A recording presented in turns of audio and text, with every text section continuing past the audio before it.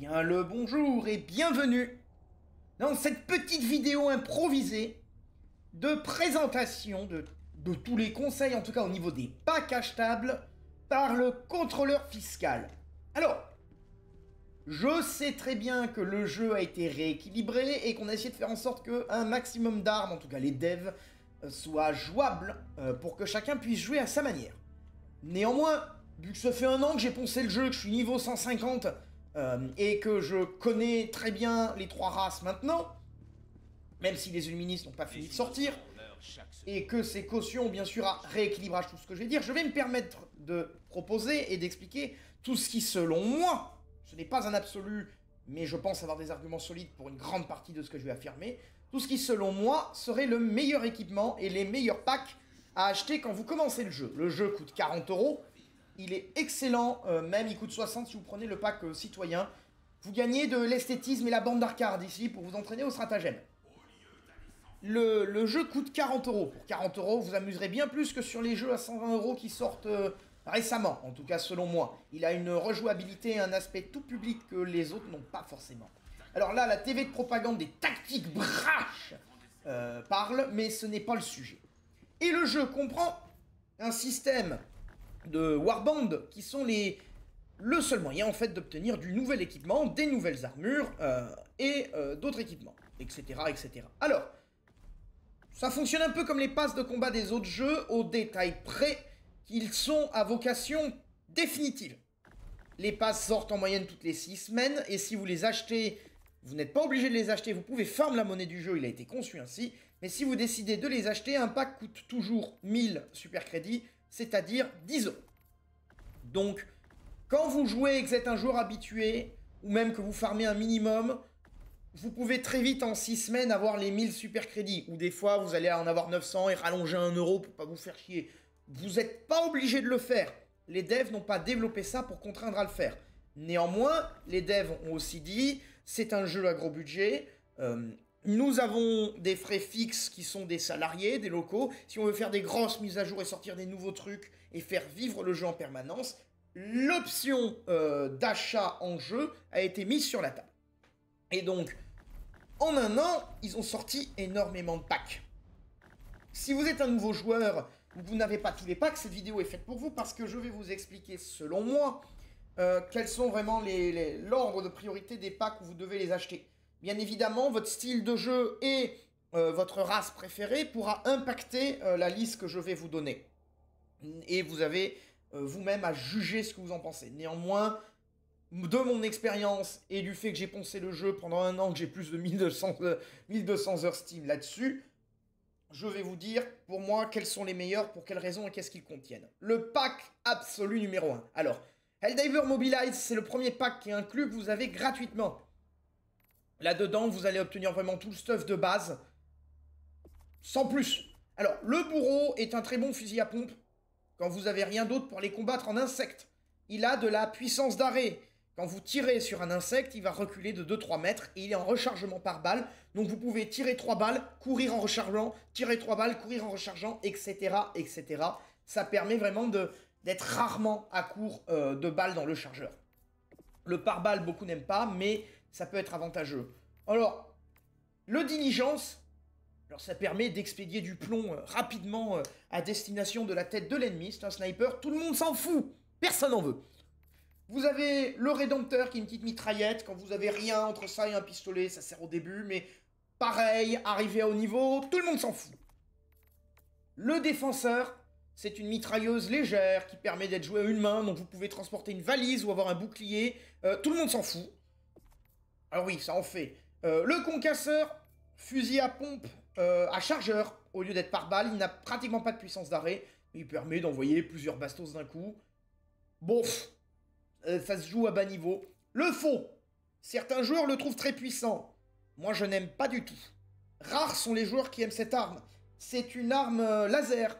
Le fonctionnement du laser, c'est plus vous tirez, plus ça surchauffe. Si vous surchauffez, vous devez changer la batterie, sinon vous attendez que ça refroidisse. Le faux, le truc, c'est que quand vous tirez sur un ennemi, vous faites des dégâts. Et en fait, l'ennemi en a rien à foutre. Il ne s'arrête que quand il est à 0 PV. Sinon, il tire, il attaque, il vous pourchasse exactement comme si vous ne lui tiriez pas dessus. vous n'avez strictement aucun feedback de ce que vous lui infligez. Vous n'êtes même pas sûr de lui faire des dégâts. Si vous n'arrivez pas à voir le logo, c'est mort. Donc vous avez le libérateur perforant, le fusil de base et le libérateur, qui est jouable à peu près partout. Mais c'est vraiment que l'arme de base. Le libérateur perforant permet de faire plus de dégâts. Enfin, il fait un peu moins de dégâts, mais il passe des armures.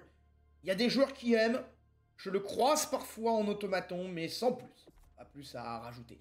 Le diligence débusqueur. Alors, déjà, ça permet de péter de l'automaton. Donc, il y a des gens qui vont le jouer en automaton. Néanmoins, il vaut plus qu'un diligence de base. Et après, avec la sortie du pack Borderline, qui est une exception en fait dans ma liste, parce que je le mets tardivement, mais si vous êtes joueur de sniper, que vous visez très bien, Borderline peut devenir une de vos priorités pour le fusil à levier, qui est un très bon sniper quand on aime viser et cibler. À titre personnel, ce n'est pas un gameplay que j'aime dans Helldiver, mais il y a des joueurs qui aiment. Donc, le Sensu, c'est censé être un fusil à pompe qui balance de la gomme coin sur la base d'un bourreau. C'est de la merde. J'ai testé sur tous les fronts, c'est de la merde. Au tout début du jeu, c'était fort en automaton, mais en l'état, c'est devenu nul. Le concasseur déferlant, certains aiment, moi j'aime pas du tout, mais vous permettez de bombarder les ennemis de tout un tas de grenailles. Donc, pour arroser des hordes, il y a des joueurs qui prennent. Le calcineur. Calcineur, c'est une très très bonne arme automaton et potentiellement illuministe. À titre personnel, je n'aime pas du tout parce que je trouve qu'il est très pauvre en munitions, que ça part comme peau de chagrin. Mais il y a des gens qui aiment beaucoup cette arme. Ça peut être l'une des meilleures armes automaton que vous obtiendrez dans le pack de base. Alors, dans les bonus, budget renfort augmenté, vous allez rarement le jouer. Muscle amélioré, c'est l'un des... Il y a 4 bonus qui sont jouables dans le jeu. Ils ont été pris en compte dans la classification des packs.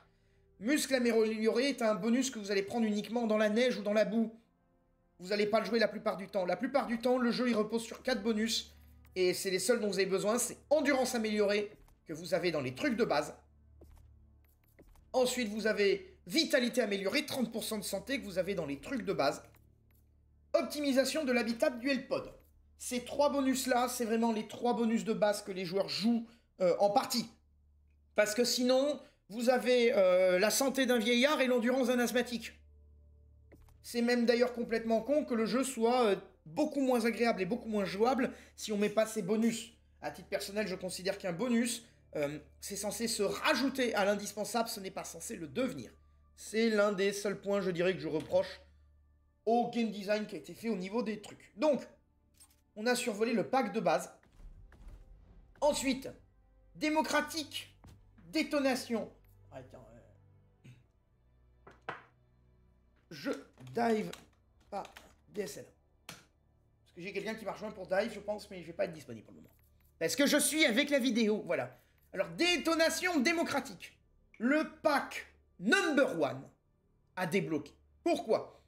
Alors, vous avez un fusil d'assaut qui est moyen, mais qui peut permettre de jouer en automaton, peut-être un peu en illuministe. Il est passable.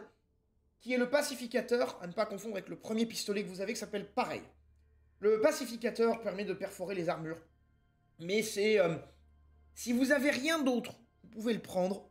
Mais pour ma part, je considère que c'est sans plus. Par contre, la termite est une grenade absolument exceptionnelle. Elle est exceptionnelle sur 2 fronts. Ok, chef. Je te appelle plus tard. Donc, la termite est une grenade absolument exceptionnelle sur les 2 fronts. Alors, il y en a 3. Il y a les illuministes. Elle est un peu moins bon en illuministe. Par contre, elle est absolument exceptionnelle en automaton et en terminide. Une fois que vous l'aurez acquérie, vous aurez beaucoup de mal à vous en débarrasser. Si vous passez le tutoriel du jeu, le jeu vous explique que pour péter un nid, vous avez besoin d'explosifs. Donc, vous devez jeter vos grenades dedans. Or, vos grenades, vous allez aussi avoir tendance à les jeter sur vos ennemis. Donc, il faudra se rabattre sur autre chose pour avoir de quoi péter des nids ou des fabricators. Et ben en fait, déjà, là, la termite, elle règle un certain problème. La vraie peau de chagrin de ce jeu en permanence, ça va être les ennemis blindés. La termite vous permettra de vous débarrasser d'ennemis blindés sans utiliser de stratagème ou d'équipement qui occupe votre dos. Donc, chargeur, empaleur, titan, Côté terminide. Côté automaton, ça va être marcheur. Génitrice, ça peut péter la génitrice. Tank, vous pouvez vous déblayer tout ça. Ça perce le blindage et ça le tue. Par contre, vous n'en avez que 3 maximum en stock au lieu de 4. Par rapport aux autres grenades qui sont la plupart du temps en lot de 4. Pareil, vous jetez une thermite sur un fabricateur automaton. Un fabricateur automaton, c'est une espèce de petite maison où vous devez jeter votre grenade dans une toute petite fenêtre. Ou tirer dans la porte quand elle s'ouvre pour faire spawn des mobs. Et ben la thermite, vous le fixez à n'importe quelle phase du fabricateur, ça le détruira. La thermite peut aussi faire péter les vaisseaux illuministes, qui sont les maisons des bases illuministes. En vous jetez une thermite dessus, même avec le bouclier, elle va manger le bouclier, faire sauter la maison. Donc, ça fonctionne aussi en illuministe. Cependant, vous pouvez pas utiliser cette grenade sur les mobs, elle est pas intéressante. Ça accroche difficilement au tripode, ça a du mal à les tuer, et en plus si vous vous rapprochez du tripode, non seulement vous êtes dans la horde de zombies qui est à ses pieds très probablement, mais en plus s'il vous met un coup de taser, il vous transforme en Claude François, il n'y a plus qu'un tas de cendres. Donc, elle n'est pas injouable en illuminisme, mais elle est beaucoup moins intéressante que la grenade à gaz, que j'expliquerai plus tard. Vous avez donc pilote expert en extraction comme bonus, c'est l'un des pires. C'est-à-dire au lieu de devoir vous battre 3 minutes à la fin de la partie, vous battez 2 minutes 30. Aucun intérêt. Vaut mieux avoir 30% de points de vie bonus pendant 40 minutes que gagner 30 secondes à la fin de la partie. Alors, suite à des mises à jour, cette arme était l'une des pires du jeu. Enfin, quand elle est sortie, elle était très bonne. Elle a été nerf pour devenir l'une des pires pendant longtemps. Et actuellement, le volcan est l'une des meilleures armes du jeu. Elle est jouable. C'est un fusil de sniper qui tire des obus à shrapnel. Cette arme est jouable sur les 3 fronts. Terminide, automaton, illuministe. Je le répète, cette arme est jouable sur les 3 fronts. Ça en fait l'une des meilleures armes du jeu. Vous pouvez pas besoin de viser l'ennemi précisément des fois quand il est fragile. Vous tirez à ses pieds, vous l'avez nettoyé. Vous avez un groupe de machins qui court vers vous, vous tirez à leurs pieds, vous avez nettoyé. Par contre, attention, ça fait des shrapnels à 360 degrés. Si vous tirez au corps à corps, vous vous liquéfiez au passage. Néanmoins, cette arme a une ergonomie pourrie. Pour avoir une meilleure ergonomie des armes, parce que le jeu a une mécanique d'ergonomie, vous avez que le pass Viper Commando, qui va vous donner armure légère et armure lourde pour cela, ou sinon dans la super boutique, vous attendez l'armure Jaguar Pass pour l'acheter. Cette arme a une ergonomie de merde, mais avec la mise à jour qui vient de sortir du cœur de la démocratie, où on défend la super terre, et ben en fait on peut enlever des équipements qui ne servent à rien, comme une lunette x10, tout le monde s'en fout. La portée maximale du truc est 100 mètres. Les obus explosent automatiquement au bout de 100 mètres s'ils n'ont pas percuté un obstacle. Donc, vous dégagez la lunette, vous dégagez des trucs qui vous servent à rien, vous augmentez l'ergonomie, et là c'est parfait. Qu'est-ce que l'ergonomie dans le jeu? Vous avez un viseur, comme dans n'importe quel jeu, et vous avez un point blanc. Il y a le viseur qui est pour le joueur, et le point blanc, le cercle blanc qui se déplace, qui est pour le personnage. Si vous tirez, le personnage tire en direction du point blanc. Plus l'ergonomie est basse, plus le personnage met du temps à aligner son point blanc avec votre viseur. Cette arme a une ergonomie pourrie, néanmoins vous pouvez l'augmenter, et à partir du moment où elle est augmentée, elle devient excellente. Ensuite, arbalète explosive. À titre personnel, c'est une arme que je n'aime pas du tout. Néanmoins, certains joueurs l'adorent et vous démontrent de leur efficacité de par leur présence. L'arbalète explosive est une arme à une main, donc elle peut être combinée avec un bouclier, ce qui peut être très utile sur le front automaton ou même sur le front illuministe. Par ailleurs, j'ai déjà vu des joueurs le jouer aussi en front terminide. Cette arme, au même titre que le volcan, est jouable sur les 3 fronts. C'est assez rare d'avoir des armes jouables sur les 3 fronts. La plupart des armes sont jouables sur un front. Le pack Détonation démocratique contient non pas une, non pas deux, non pas 3, mais 4 équipements jouables sur les 3 fronts. Je comprends la thermite, je comprends le volcan, je comprends l'arbalète explosive, et je comprends aussi surtout le pistolet lance-grenade. La plupart du temps, votre pistolet, vous n'allez pas vous en servir, ou en dernier recours quand vous êtes dans la merde. Bien évidemment, je ne recommande pas d'avoir un pistolet lance-grenade quand vous affrontez des mobs avec un volcan, que vous dégainez, vous avez un truc qui va vous exploser au bec, c'est pas intéressant. Cependant, le pistolet lance-grenade, il vous permet de garder vos grenades pour les mobs, et d'avoir 6 grenades en stock que vous pouvez tirer à distance dans les nids d'insectes, ou dans les portes de vaisseaux, ou tenter dans les trous de Fabricator. Alors, un temps, je le jouais tout le temps en automaton, il permettait de stun les mobs, etc. J'ai changé mon équipement. Néanmoins, il reste passable en automaton. Par contre, en illuministe et en terminide, si votre équipement principal n'est pas explosif et que vous n'équipez pas de stratagèmes explosifs qui peuvent vous servir à nettoyer les nids, le pistolet lance-grenade est une très très bonne option. Et ça, c'est embarquable sur les 3 fronts, même si c'est un petit peu moins pertinent en automaton. C'est pour ça que ce pack déflagration démocratique est vraiment pour moi le pack numéro 1 que vous devez avoir. Alors, les 2 prochains packs, les packs 2 et 3 que je vais vous présenter, se battent en duo, en duel. Néanmoins, la plupart des joueurs préférant jouer Terminide, je vais vous parler en premier du pack Flamme. Alors, pour résumer les races, les Terminides, c'est des gros insectes à la Starship Trooper qui essaient de vous bouffer au corps à corps. La plupart du temps, c'est ce que les joueurs préfèrent jouer. Les automatons, c'est des espèces de Terminators qui vous savatent à distance. C'est moins populaire, il y a moins de gens qui aiment y jouer, et y jouer est plus difficile qu'en Terminide, même si les Terminides sont devenus plus forts avec le temps. Donc, le pack numéro 2 que je recommande pour moi est le Freedom Flame. Pourquoi? Alors, le bonus UL-Pod, passons de suite, ça là, les L-Pod explosent quand ils atterrissent. Si vous avez plus de vie, vous appelez un ravitaillement, le ravitaillement atterrit dessus, vous cramez. C'est l'un des pires pouvoirs du jeu aussi, on ne l'achète pas pour ça. Alors, le pack Flamme de Liberté, déjà, premier point, comprend des armures qui augmentent la résistance au feu, en armure légère et en armure moyenne. Ça existe aussi en lourd, mais c'est dans la super boutique, c'est l'armure salamandre. Alors, il comprend un lance-flamme.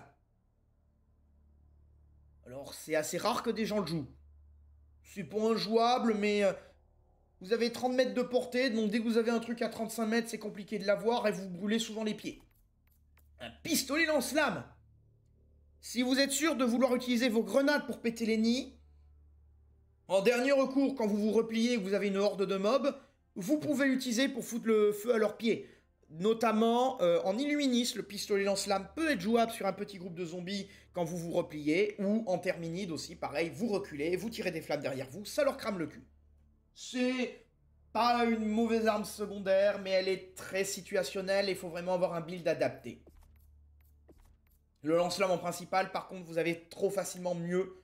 Donc ça existe, ça a le mérite d'exister, mais ça s'arrête là. De plus, ça ne permet pas de stagger les ennemis, et ça fait un vrai problème.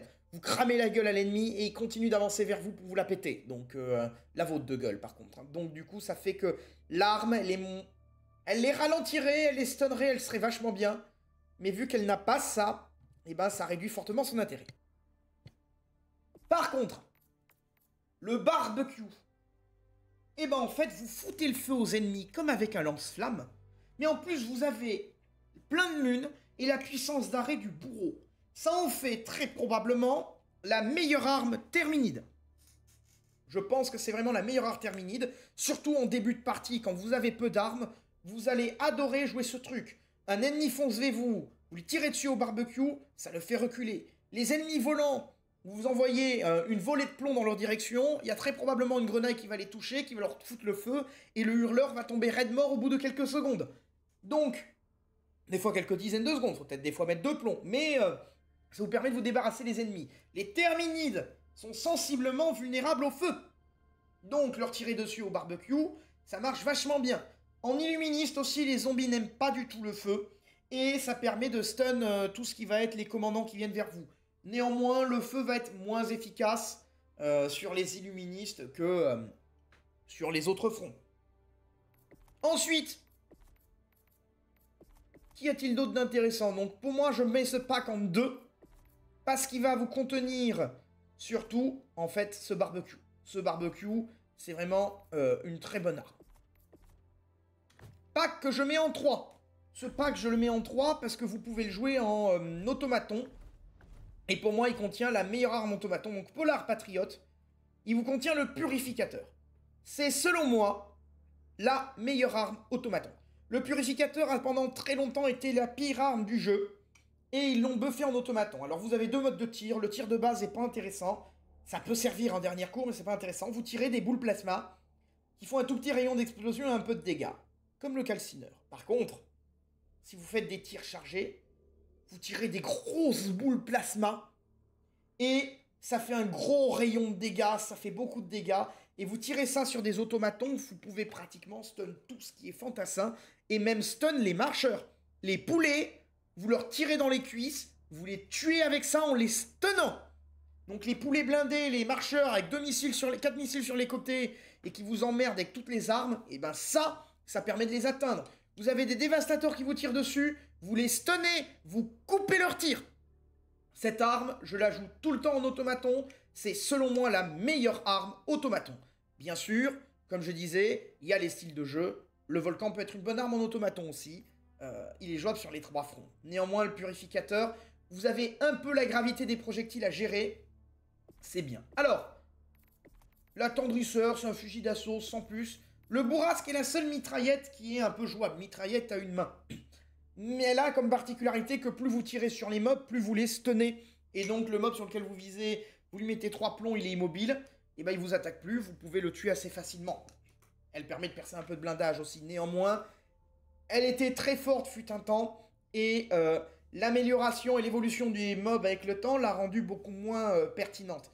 J'attends vraiment un buff de cette arme, parce qu'un temps je la jouais quasiment tout le temps aussi. Elle était très amusante. Elle est aujourd'hui assez moyenne.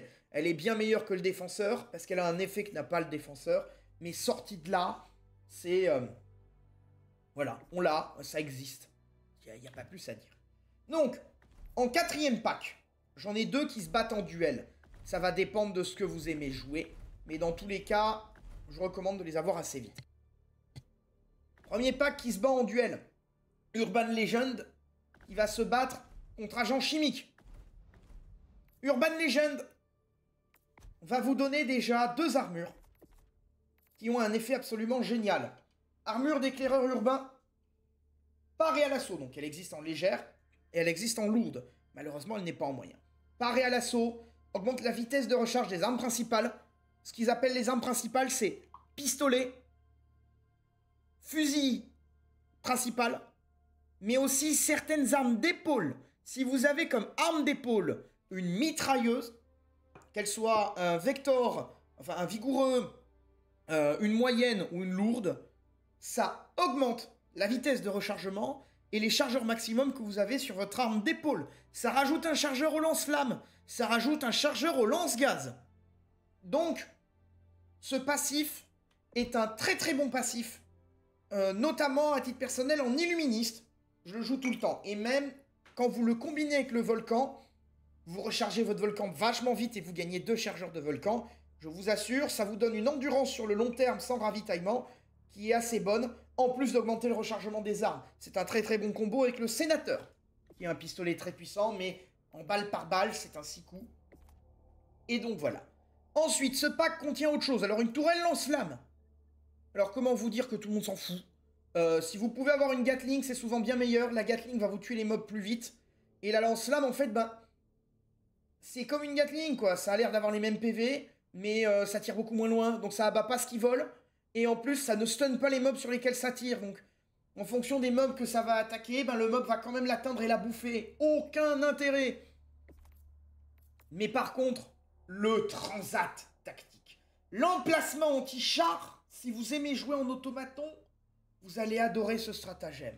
L'emplacement anti-char, c'est le stratagème qui permet de défoncer tout chez les automatons. Mais quand je dis tout, c'est tout. Fantassin, char, marcheur, marcheur blindé, génitrice, bastion. Les automatons ont des méga bases qui s'appellent des bastions. Si vous vous mettez à un endroit stratégique, vous pouvez raser toutes les maisons du bastion sans rentrer dedans. Vous pouvez raser une base. Vous l'avez toutes les 2 minutes 30, je crois, en moyenne, ou toutes les 3 minutes, vous pouvez en faire tomber un du ciel. Il a 30 munitions, il contient énormément, vous rasez tout. Mais tout en automaton. En illuministe ou en terminite, ça dépendra vraiment du terrain. Si vous avez un terrain dégagé avec du désert et des collines, ça peut parfois être intéressant sur 4 joueurs d'en avoir un qui l'a, qui se place à un endroit stratégique, et là il va pouvoir vous raser chargeur, titan, tous les blindés. En illuministe, il va vous raser surtout du tripode.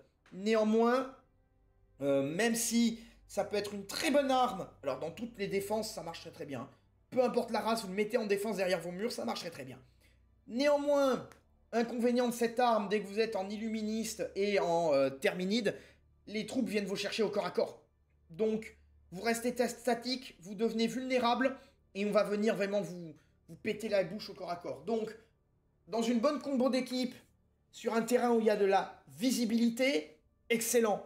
Par contre, si vous êtes dans la mangrove de la forêt, n'y pensez même pas. C'est même pas la peine d'essayer. Si vous êtes dans la méga-ville, vous risquez vite avoir des ruelles, des machins, des endroits où vous n'avez aucune visibilité. Pareil, n'y pensez même pas. Par contre, si vous faites des cartes colonies, vous pouvez parfaitement raser un camp illuministe avec ça. Il n'y a aucun souci. Ou des cartes désertiques où il n'y a rien, vous pouvez raser des trucs. Il n'y a qu'en terminite, par contre, pour raser un camp avec ça, très compliqué. Vous voyez rien, vous allez nulle part. Donc ça, c'est Urban Legend. Agent chimique, que je mets au même niveau. Les deux packs se battent en duel parce qu'Urban Legend va vous donner vraiment de l'équipement très très bien en automaton. Le agent chimique, ça va vous donner de l'équipement qui va être bien meilleur en insectes et illuministes. Cela dépendra lesquels des deux races vous aimez affronter. Alors, la grenade à gaz, je ne la joue que sur un seul front. Le front illuministe. Néanmoins, elle est jouable en insectes. Si vous faites une compo volcan grenade à gaz, en fait, vous pouvez jouer votre grenade sur les mobs et utiliser le volcan pour fermer les nids. Oui, parce que le volcan permet de fermer des nids et de péter des maisons. Si vous tirez dans les portes, c'est pour ça aussi que c'est jouable sur les trois fronts. Donc, ou de péter des vaisseaux en illuministe. Vous pétez le bouclier, vous tirez un coup dans la porte, vous n'avez pas besoin de vous approcher avec vos grenades.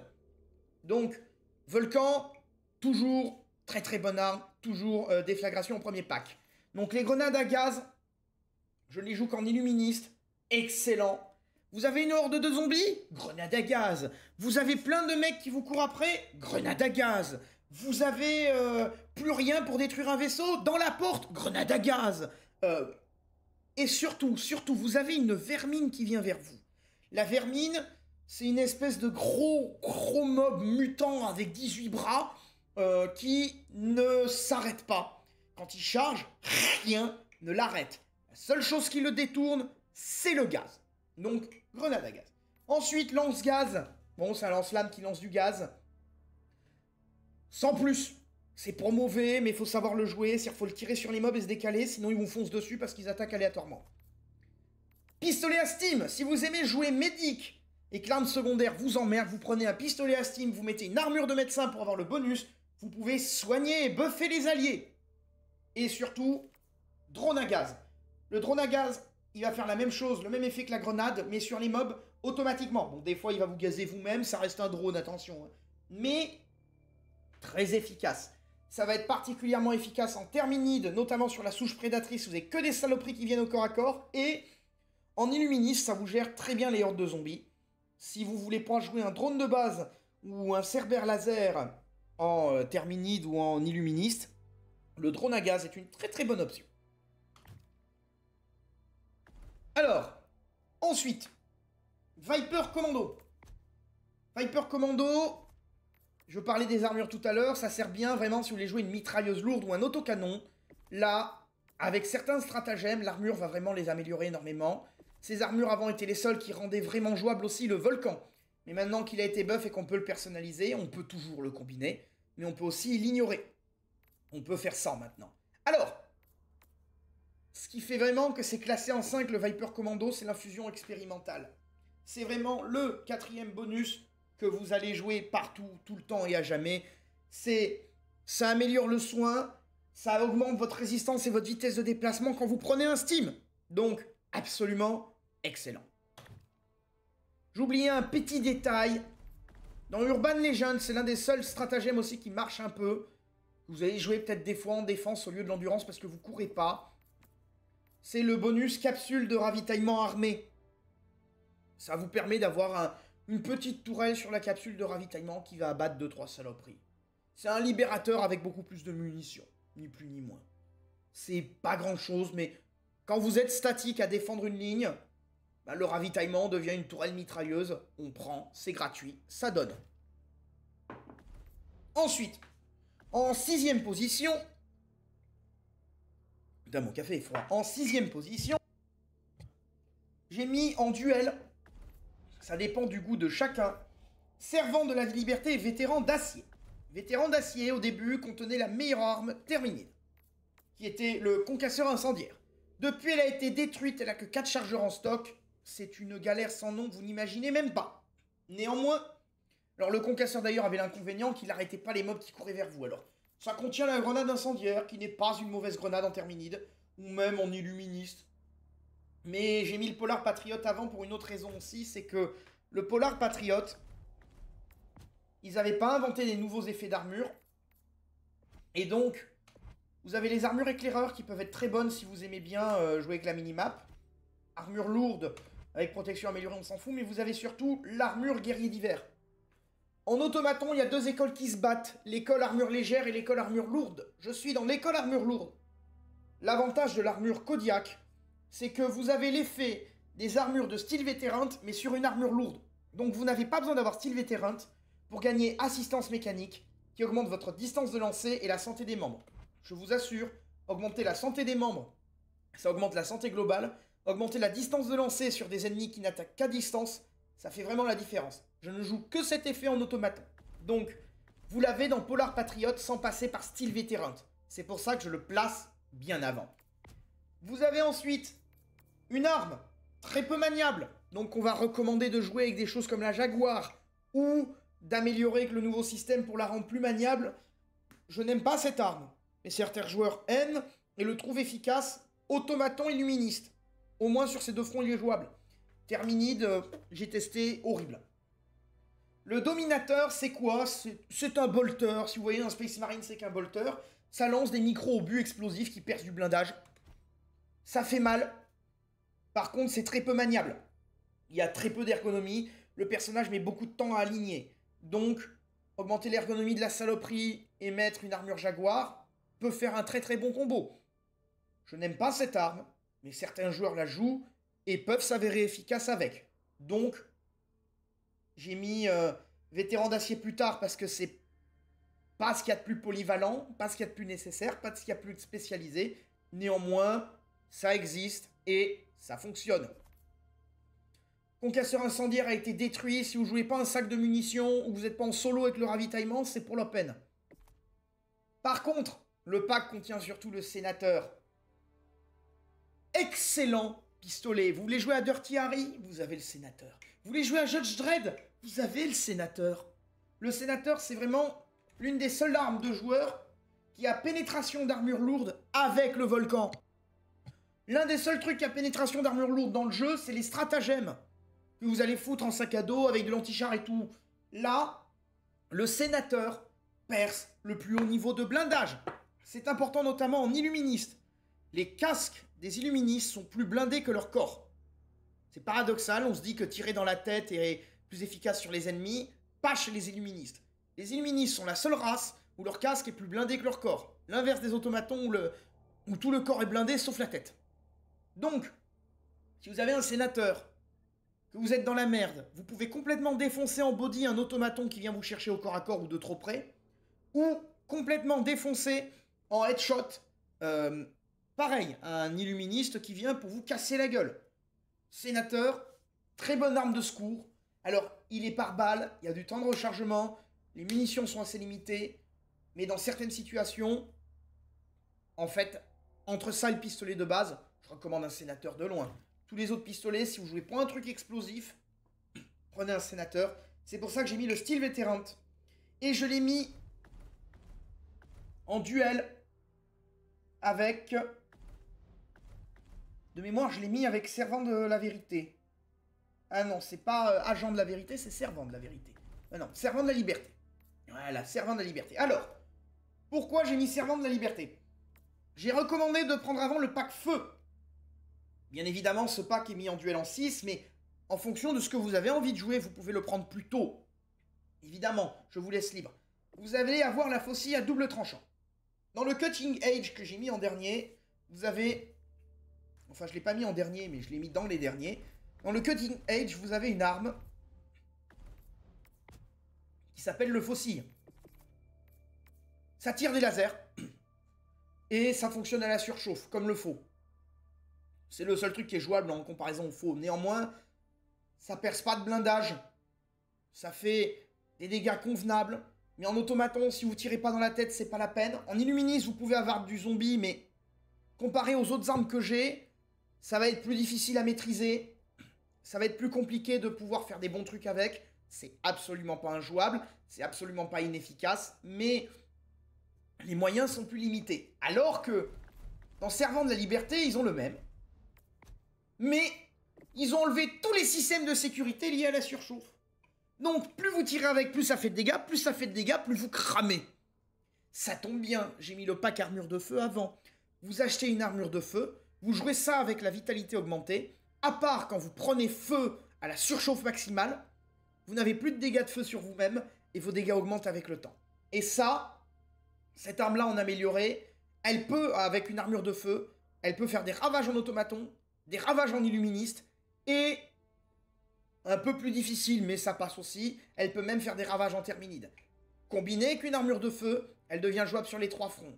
Néanmoins, vu qu'elle est assez spéciale à jouer et assez technique, j'ai préféré la mettre plus tardivement. Je préfère recommander des armes explosives qui marchent sur les 3 fronts, qui vont vous servir H24 et vous allez pouvoir vous amuser en permanence, qu'une arme comme celle-là, qui va vous demander 2 packs, vu qu'il faudra avoir l'armure de feu et cette arme. Vous avez besoin de 2 packs pour vous amuser, sachant que vous faites un build très spécialisé, vous amusez avec 2 packs et vous éliminez tout le reste. J'ai préféré donc le mettre plus tard à cause de ça. Elle est bonne, mais elle nécessite un combo. Alors, les armures, martyrs, père libéram, justice, machin, tout le monde s'en fout. C'est des armures de talibans, c'est-à-dire quand vous mourrez, vous explosez. Aucun intérêt. Je préfère avoir plus de points de vie, avoir plus de dégâts, avoir plus de grenades que exploser à ma mort. Parce que ça veut dire que je dois mourir pour avoir un bonus. Si je meurs, c'est que j'ai mal joué quelque part. Donc non, ces armures sont nulles. L'ultimatum. Je n'aime pas du tout. Mais il y a quelques joueurs qui aiment bien. Donc, je suis obligé de le dire. L'ultimatum, si vous tirez, en fait, un gros obus de 180 à la main. Ça explose comme un obus de 180, par contre, c'est le machin, ça explose sur 50 mètres et ça a une portée de 30. Hein. C'est très difficile de viser avec. J'aime pas du tout. Je trouve que c'est pas assez efficace pour l'encombrement et l'emmerdement que ça a, mais il y a des joueurs qui aiment beaucoup et qui l'utilisent pour péter des maisons, péter des hordes, péter des machins, péter des gros mobs. Donc, si vous savez pas quoi mettre comme arme secondaire, vous avez l'ultimatum. Et surtout ça, le stratagème du sac de taliban. Ça permet de débarrasser des volants et quelques joueurs qui aiment, moi j'aime pas, mais le sac de taliban, excellent stratagème. Vous armez le sac et vous faites péter et vous jouez à Mad Max. Témoin. Mais sinon aussi, vous pouvez être plus malin, c'est vous armez le sac, vous le lâchez par terre et vous courez à contresens. Et ça fera témoin, mais sans vous. Et vous pouvez faire des kills, si vous foutez ça dans une belle horde, dans une belle incursion, vous pouvez tuer 150 mobs. 180 mobs une fois j'ai fait. Ça peut faire vraiment des beaux scores. C'est pour ça que je l'ai placé en 6ème, en duel avec le vétéran d'acier. Borderline Justice. Cas particulier, si vous êtes vraiment joueur sniper, vous allez pouvoir le remonter plus tôt dans la liste que j'ai mis. Alors, en bonus, on a l'extirpateur d'échantillons. Le problème, c'est que pour améliorer son vaisseau, il faut consommer de l'échantillon. Le truc, c'est qu'ils ont mis 2 bonus pour les échantillons. Dans Borderline Justice et dans le nouveau pack Maître de Cérémonie. Le truc, c'est que ces packs sont assez limités dans ce qu'ils vont vous donner et dans ce que vous allez faire sur les fronts. Donc, si vous prenez ces packs, vous limitez votre amusement pour gagner à peine plus d'échantillons. Il est peut-être plus facile de farmer et de récupérer des échantillons quand on s'amuse que quand on a des packs moins amusants que les autres. Donc, c'est pour ça que je les place dans les derniers. Le fusil de tireur d'élite à levier. Excellente arme. Je n'aime pas jouer sniper qui met que des headshots. Néanmoins, les gens qui aiment ça vous disent que cette arme c'est très bonne et très efficace. Efficace en automaton, efficace en illuministe, et il y en a qui aiment bien en terminide. Depuis, s'il a de la puissance d'arrêt, un terminide fonce vers vous, vous lui mettez une balle, il recule. L'inconvénient, c'est que vous allez abattre des grosses cibles. Quand vous avez des hordes, vous avez intérêt à avoir des stratagèmes ou des trucs pour gérer le reste. Mais pour tout ce qui est cible blindée, solide ou tir précis, les joueurs aiment.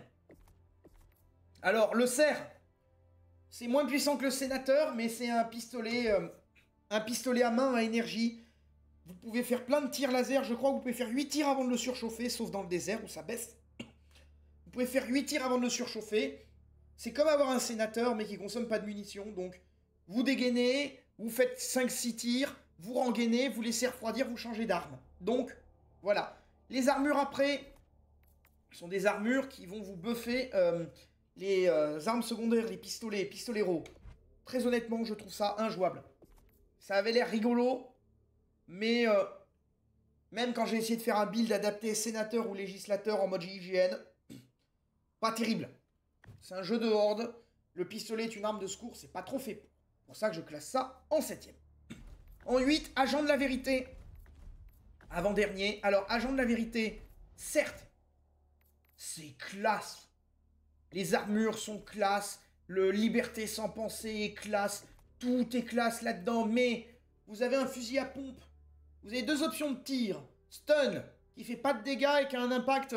oui, le mob s'arrête. Mais du coup, tu accumules les mobs arrêtés. T'arrives pas à les tuer. Et fragmentation, qui est censé faire des dégâts, qu'en fait pas. Donc du coup, premier tir, tu tues rien. Deuxième tir, tu tues rien. Et le mode de changement de tir par le système de rechargement est abominable. Donc, sur le papier, quand cette arme allait sortir, je me suis dit, elle est excellente. Dans les faits, c'est une merde. Le bonus, sprint mortel. Quand votre endurance arrive à 0, vous pouvez courir en dépensant des points de vie. C'est une merde. Le seul truc qui est bien dans ce pack, en dehors des skins qui sont magnifiques, c'est le réprimande. J'aimais pas du tout cette arme avant, qu'on puisse améliorer l'ergonomie et sans changer certaines choses.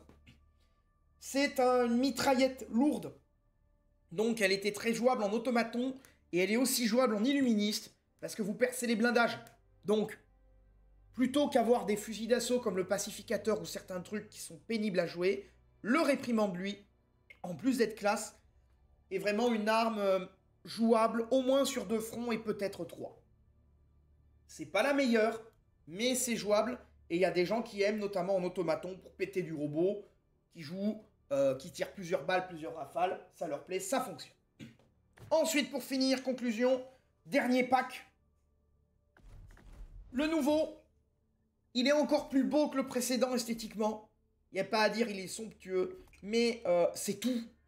C'est une merde. Vous avez le drapeau de la Super Terre, aucun intérêt. Ça va vous remplacer votre bazooka ou votre mitrailleuse pour avoir un drapeau.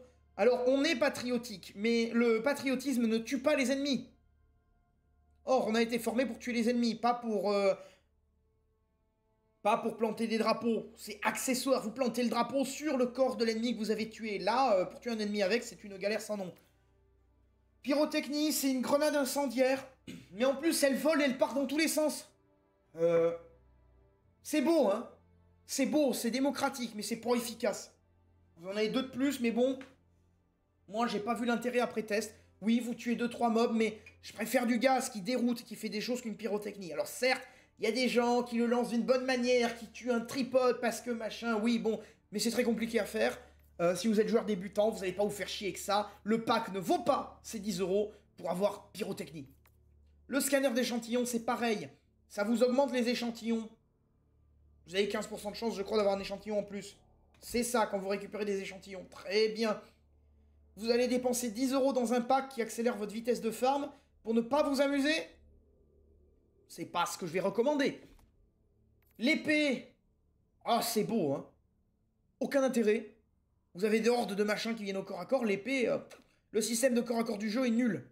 Ça devrait être une 3e arme, l'arme de corps à corps. Ça remplace votre pistolet. Donc ça remplace potentiellement votre pistolet lance-grenade ou votre sénateur. Pourquoi faire? C'est nul. Et ensuite... l'amendement, c'est un fusil à baïonnette, hein, c'est censé être un garante. Ça a une puissance naze, mais naze. C'est injouable. C'est injouable. Sur les 3 fronts, vous ne pouvez rien en faire.